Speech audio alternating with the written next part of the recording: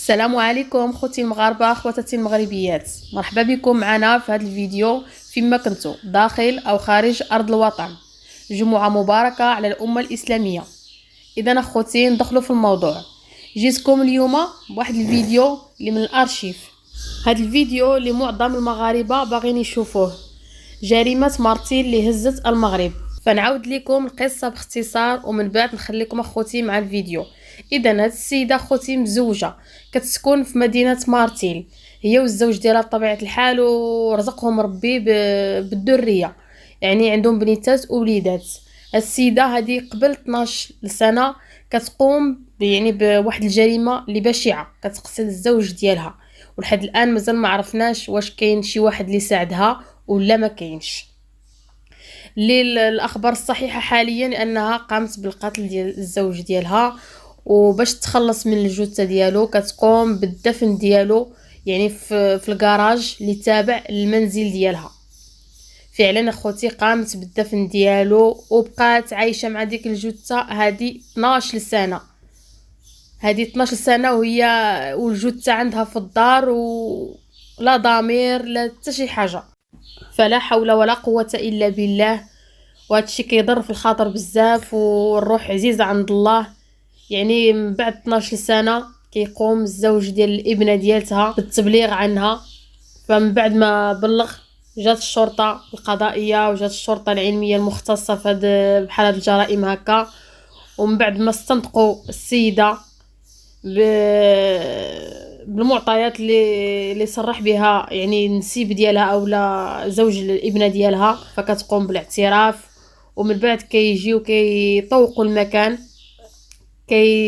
كيحفروا، فاذا بهم كيلقاو الجثه. فعلا الجثه اللي 12 سنه وهي تحت من المنزل، وباش واحد ما يسولها لا فين مشى الراجل لا فين غاب، يعني حتى العائله ديالته ما ينوضوش يفتشوا او ينوضوا يمشيو عند البوليس.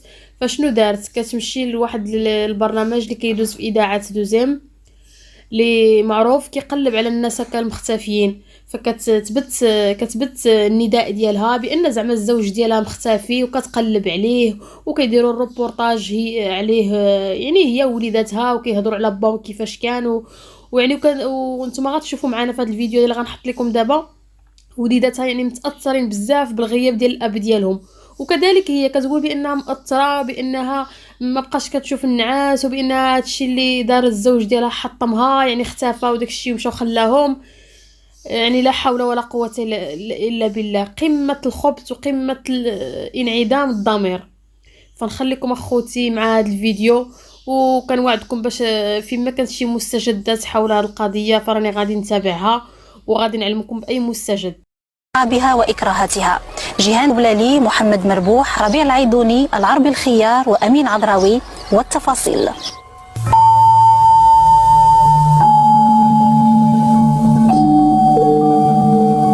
إلى شمال المملكة حيث تمكث عائلة المزوي، عائلة تعاني جراء اختفاء الأب. غياب غامض خلف تبعات جمة، اضطرابات نفسية للأبناء، وظروف صحية عصيبة تمر بها الأم، فيما المستوى المادي للأسرة تدهور بشكل غير متوقع.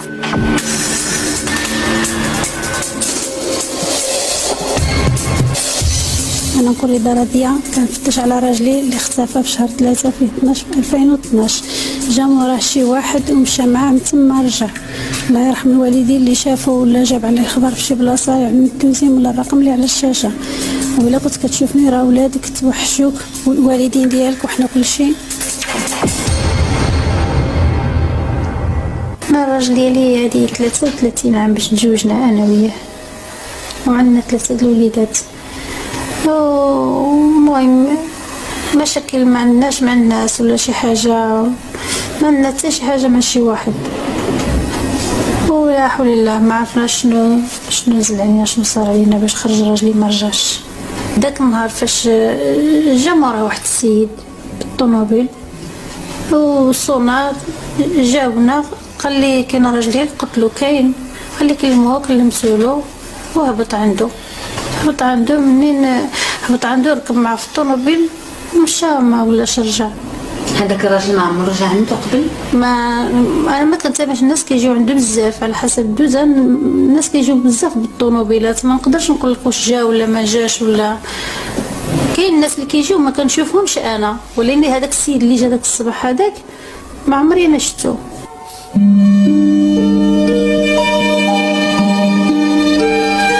اللي كتحسوا في المناسبات وفي الاعياد والافراح؟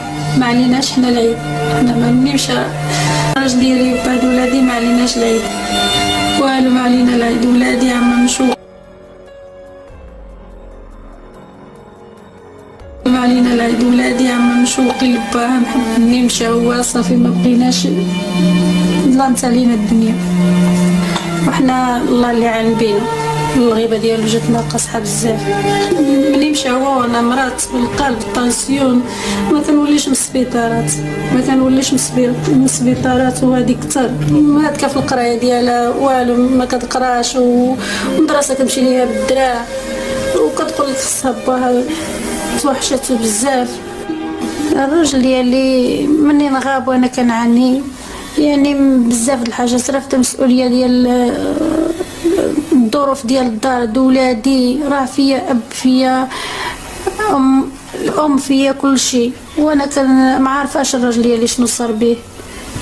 كنترجع على الله، الا كان يشوف ولا شي حاجه ولادو توحشوه، احنا توحشناه وخلى بلاصتو كبيره بزاف، وما قادرينش نزيدو نصبروا عليه، راه متوحشنا بزاف وتوحشوا ولادو والعائله ديالو، وكاملين ما علينا لا عيد ولا مواسم ولا حتى شي حاجه. حنا ظروفنا كنقاسيوها، كنعاني من الجهه ديالو اللي ما كاينش، خلى علينا الدنيا خاويه، لنا ما هو ليل ونهارنا ما هو نهار، هادشي اللي عطا الله.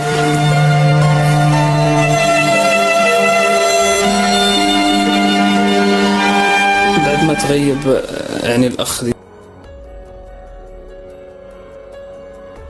ديالي راك عارفها، بالنسبه للمصايف مثلا يعني كتهز الهم المرت والولاد، يعني كيفاش غيعيشوا من بعد ما فقدوا الموعد ديالهم وديك الشيء. يعني هذا بالاضافه كيبقى العائله ديالو، يعني الوالد ديالو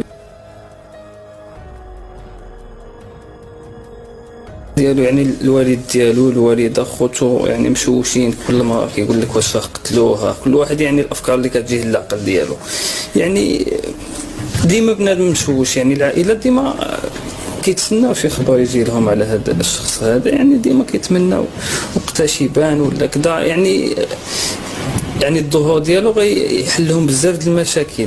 من بعد ما اختفى يعني العائله كلها بداو يقلبوا، اللي في شي مدينه كيقلب، يعني عنده خوتو مثلا في مكناس، في تازا، في فاس، في اي مدينه، يعني اي واحد وصلوا الخبر كيبحث بطريقته الخاصه، يعني يلقى شي خبر عليه، ولكن ما كاين حتى خبر.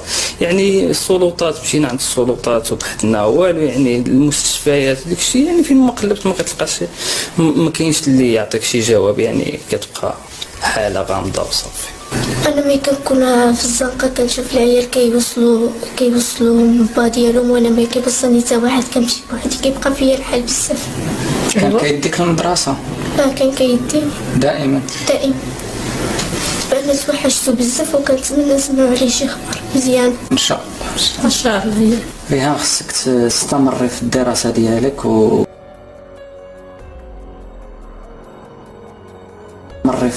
ديالك وما تفكرش بزاف، وراه باباك وحتى حنا راه خونا، وما خصكش تاثري على النفسيه ديالك باش تكون عندك القرايه مستمره احسن، وتكون الدراسه ديالك ان شاء الله موفقه، وما تاثريش على الحاله النفسيه ديالك.